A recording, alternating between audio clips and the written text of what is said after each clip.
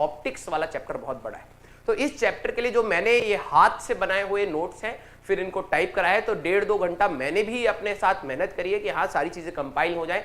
और मैं आपको दिखा दूं कि इस टाइप से पर्सनली अगर आप शॉर्ट नोट्स बनाते हैं, ठीक है, these can be your mind maps, ठीक है, कि हम लोग मैक्सिमम 8 स्लाइड के अंदर हम लोगों ने पूरे चैप्टर के मेजर चीजों को लिख लिया है, ठीक है। मेजरली 8 स्लाइड्स में हमारे पास सारी चीजें हैं जो हम लोगों ने यहाँ पर पढ़ी थी, और मैं आपको उस चीज को रिवाइज करवाऊंगा, ठीक है। तो अच्छे जो भी हैं बच्चे, ठीक है, and they want a quick revision, what you can do is, आप बस ध्यान से सुने, कलम नहीं चलानी है, आपको सुनना है और आपको रिकॉल करना है कि हाँ ये चीज इंपॉर्टेंट थी, ये मेरे को याद है या नहीं। This is the crux of the chapter, ठीक है। और हम लोग स्टार्ट करेंगे जहां पे मेरे को छोटी छोटी चीजें और ऐड करनी होंगी, मैं ऐड करता चला जाऊंगा, और जहां पर आपको लगे कि आपको ऐड करनी चाहिए आप भी इसको ऐड करिएगा, ठीक है। अब आती है बात, कुछ बच्चे कहेंगे सर क्वेश्चंस में भी हमने कुछ चीजें सीखी थी, उनका क्या करना है? उनको आपको हाईलाइटर से मार्क कर लेना है, ठीक है। आपके पास एक माइंड मैप होना चाहिए पूरे चैप्टर का, सारे फॉर्मुलेस का, ठीक है। कुछ बच्चों को ये भी नहीं बनाना आता है, तो आपके लिए वो भी मैंने काम कर दिया। Although I don't believe in spoon feeding, but ये मेरे लिए भी है कि मैं इतने बड़े चैप्टर को 30-40 मिनट्स में आपको कवर अप करवा सकता हूं, ठीक है। तो ये मैंने अपने ईज के लिए भी करा है, लेकिन आपके हर चैप्टर के बाद आपके पास मेजर पॉइंट्स होने चाहिए, जो क्वेश्चंस में, भले वो आपके एक्स्ट्रा प्रैक्टिस सेशंस हैं या फिर आपके नॉर्मल क्लास में आपने कुछ क्वेश्चंस में नई चीज सीखी, नई चीज ऐसा भी हो सकता है जो आपको ना पता हो, या ऐसा भी हो सकता है जो आपने सोचा हो और वैसा ना होता हो, उनको आपको हाईलाइटर से मार्क करना है। एट द लास्ट आपको इन चीजों को बार बार रिवाइज करते हुए चलना है।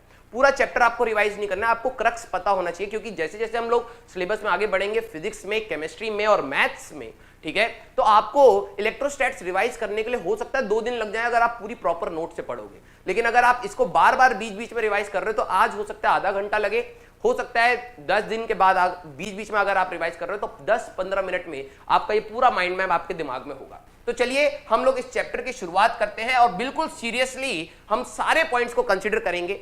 मेरे वर्ड्स पे ध्यान रखना है, क्योंकि मैंने यहाँ पे फॉर्मूले लिखे हैं, मैं आपको ये भी बताऊंगा कि हमने किस किस तरीके से किया था, वो आपको सारे वर्ड्स को कनेक्ट करना है और मेरे को कमेंट में जरूर बताना कि क्या ये आपके लिए बेनिफिशियल था, हाँ या ना, ठीक है। तो जब हम लोगों ने इलेक्ट्रोस्टैटिक्स की शुरुआत करी थी तो सबसे पहले हम लोगों ने स्टार्ट करा था चार्जेस के बारे में। तो चार्जेस के बारे में हमारे पास क्या क्या पॉइंट्स थे? 2 टाइप के चार्जेस हैं आपके पास, एक पॉजिटिव चार्ज हो सकता है और एक नेगेटिव चार्ज हो सकता है, ठीक है। Neutral is not a charge, neutral body हमारे पास टोटल चार्ज 0 वाली होती है। चार्ज इज ऑलवेज क्वांटाइज्ड, कहने का मतलब हमारे पास इलेक्ट्रॉन का ही ट्रांसफर हमारे पास हो सकता है। अगर मैं इलेक्ट्रॉन के ट्रांसफर की बात करूं तो इलेक्ट्रॉन के ऊपर का चार्ज 1.602 × 10⁻⁻19 कूलम होता है। जिसको आप इलेक्ट्रॉन दोगे वो नेगेटिव होगा, जिससे आप इलेक्ट्रॉन लोगे वो पॉजिटिव होगा। इसी तरीके से हमारे पास 2 बॉडीज कहीं ना कहीं चार्ज होती हैं। तो क्वांटाइज्ड कहने का मतलब यह है कि हम किसी भी बॉडी को ऐसा नहीं है कि हम लोग फ्रैक्शनल चार्ज दे दें, हम लोग कभी भी देंगे तो इंटीग्रल मल्टीपल पे ही देंगे, या तो 1 इलेक्ट्रॉन, 2 इलेक्ट्रॉन, 3 इलेक्ट्रॉन, ऐसे। तो जिसको आप इलेक्ट्रॉन दे रहे हो, 10 इलेक्ट्रॉन दोगे या 11 या 12 या 13, तो हमारे पास जो भी बॉडी पे चार्ज होगा वो -Ne या +Ne के फॉर्म में ही हमारे पास होगा। Charge is a scalar quantity, आपको ये बात पता होनी चाहिए कि चार्ज हमारे पास स्केलर है। कभी भी सिस्टम का अगर मेरे को टोटल चार्ज निकालना है, दैट इज द मोनोपोल, जिसके बारे में हमने बात भी करी थी, तो आपको डायरेक्टली उसको ऐड करना है। इसकी यूनिट हमारे पास कूलम्स में रहेगी, stat ESU electrostatic stat unit भी हमारे पास होती है, ठीक है, वो सीजे से लेकर हमारे पास कूलम, और डायमेंशन हमारे पास 80 था। और हमारे लिए next important point, like charge repel each other, positive positive और नेगेटिव नेगेटिव। लाइक चार्जेस एक दूसरे को धक्का देते हैं और अनलाइक चार्जेस पॉजिटिव नेगेटिव एक दूसरे को अट्रैक्ट करते हैं। ये बेसिक प्रॉपर्टीज चार्जेस के आपको पता होनी चाहिए। फिर आता है कि हम लोग चार्ज बनाए कैसे थे। तो हमारे पास 3 कैटेगरी थी जिस तरीके से हमने चार्जेस को बनाया था। पहला था फ्रिक्शन, फिर था इंडक्शन, फिर तीसरा था कॉन्टैक्ट। फ्रिक्शन में अगर आप किसी भी 2 बॉडीज को अगर आप आपस में एक दूसरे के साथ रब करते हैं, यहां पर इंसुलेटर भी हो सकता है इनफैक्ट, ठीक है, इंसुलेटर के लिए भी हमारे पास है। जैसे आपने कंघी को अपने सर में या बैलून को अपने सर में रब करा तो वो कंडक्टर नहीं है, वो इंसुलेटर है। हमारे पास फ्रिक्शन में कुछ इलेक्ट्रॉन्स एक दूसरे में ट्रांसफर हो जाते हैं। सपोज आपने 2 बॉडीज को रब करा तो कुछ इलेक्ट्रॉन्स हमारे पास ट्रांसफर हो गए। मान लीजिए कि कुछ इलेक्ट्रॉन्स यहां से यहां चले गए, जिसके पास इलेक्ट्रॉन जाएंगे वो नेगेटिव हो जाएगा, तो charge on B will be -Ne, n is the number of electrons, ठीक है, हमारे पास ट्रांसफर हुए, ठीक है। हमारे पास, अच्छा यहां पे लिखा ही हुआ है तो इसको लिखने की जरूरत नहीं है, ठीक है। हमारे पास नंबर ऑफ इलेक्ट्रॉन ट्रांसफर, जिसने इलेक्ट्रॉन दिए वो हमारे पास पॉजिटिव चार्ज हो जाएगा। और यहां पर आपको ध्यान रखना है कि क्योंकि इलेक्ट्रॉन के पास मास भी है 9.11 इंटू 10 की पावर -31 kg, तो जो इलेक्ट्रॉन देगा उसका मास कम होगा और जो इलेक्ट्रॉन लेगा उसका मास हमारे पास बढ़ जाता था। हम लोगों ने ये चीज पढ़ी थी। अब बात आती है induction. The second method is called induction, in which there is no physical contact between a charge body and a uncharged body.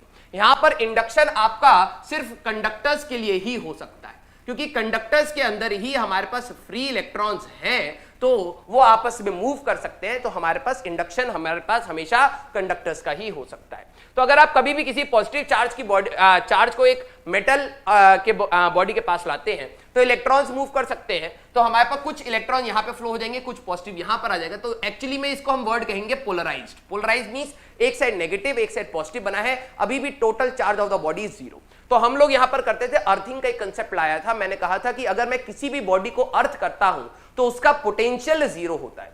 ध्यान से सुनिए, अगर मैंने प्लस क्यू चार्ज, अब आपने अर्थिंग पढ़ रखा है, अगर मैं प्लस क्यू चार्ज को लाऊंगा तो यहां पे कुछ ना कुछ पोटेंशियल होगा, और एक कंडक्टर के सेंटर पे जो पोटेंशियल है वही सरफेस पे होगा, तो कुछ ना कुछ पोटेंशियल होगा। तो हमारे पास यहां पर अर्थिंग करने पे इसका पोटेंशियल 0 होना चाहिए। तो अर्थ की तरफ से कुछ ना कुछ चार्ज आएगा जिसकी वजह से टोटल पोटेंशियल हमारे पास 0 हो जाएगा। तो अर्थिंग में हम लोगों ने बात करी total potential should be 0, right. अगर हम लोग पॉजिटिव चार्ज बॉडी को अगर हम लोग अर्थ करते हैं, मतलब पॉजिटिव चार्ज रख के अर्थ करते हैं, तो हमारे पास यहां पे लिख देता हूं वोल्टेज शुड बी 0, ठीक है।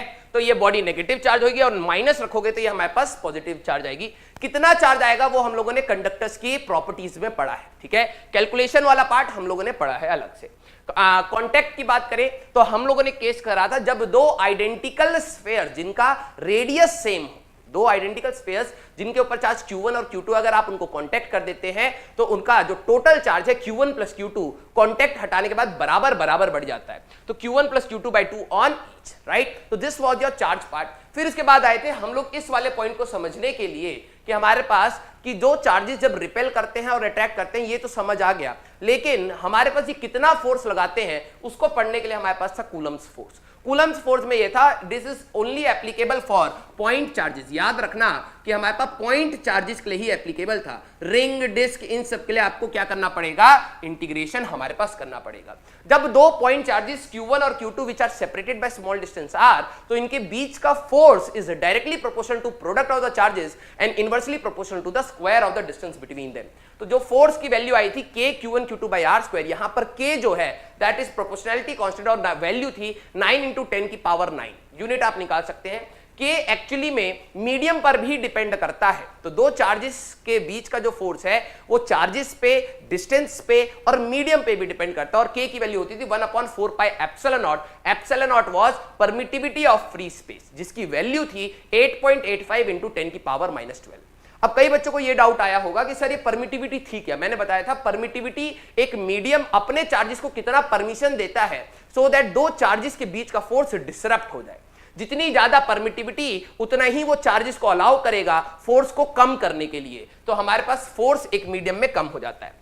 के हमारे पास डाइलेक्ट्रिक कांस्टेंट था, ध्यान से समझिए, क्योंकि हम लोगों ने वैक्यूम का जो ये परमिटिविटी है वो पढ़ लिया है 8.85 इंटू 10 की पावर -12। अब मुझे सारे मीडियम्स की परमिटिविटी याद करने की जरूरत नहीं है। वो हमारे पास जैसे रिलेटिव डेंसिटी होता है विद रिस्पेक्ट टू वाटर, हम लोगों ने सभी की परमिटिविटीज विद रिस्पेक्ट टू वैक्यूम हम लोगों ने या फिर नॉर्मल एयर के हम लोगों ने रिस्पेक्ट में निकाली है। तो dielectric constant, this is our dielectric constant, ठीक है, this is our dielectric constant. इसको, इस K को और इस K को डिफरेंट है, इसको एप्सिलॉन R से भी डिनोट करते हैं, which is relative permittivity. This is permittivity of the medium upon vacuum. आपको जब ये मिलेगा तो उसमें आराम से, नीचे अभी तो कट रहा है ऐसा लग रहा है लेकिन वो मिल जाएगा, ठीक है।